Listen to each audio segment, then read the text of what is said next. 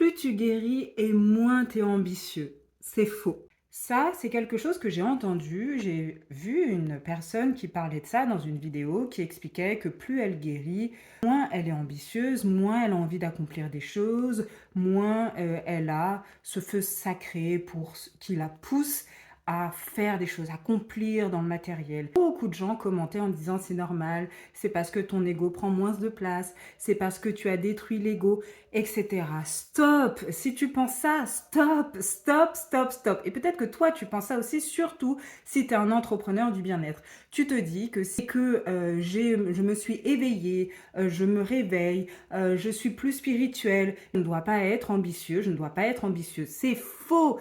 Et cette idée de il n'y a plus d'ego, mon ego ne prend plus de place, etc. S'il n'y a plus d'ego, il n'y a plus d'humain. L'ego, il fait partie de l'humain. L'ego, c'est celui qui te permet d'avoir une bonne estime de toi, de prendre ta place, de te montrer au monde, d'affirmer ce que tu as, tes valeurs, tes ambitions. Et surtout, ce qui me dérange dans cette vidéo, c'est qu'on mélange ambition avec besoin de prouver, besoin de validation. Tu peux être ambitieux et l'ambition, ce n'est pas qu'une notion de richesse, conquérir le monde. Il y a plein d'ambitions différentes. L'ambition, c'est pas quelque chose de négatif, c'est pas forcément lié au besoin de prouver quelque chose, de prouver sa valeur, de besoin de réussite pour combler un manque. C'est faux. Ça, c'est un amalgame, un raccourci qui, toi, en tant qu'entrepreneur, quand tu entends ça, t'empêche d'avancer correctement, t'empêche de faire ce qu'il y a à faire.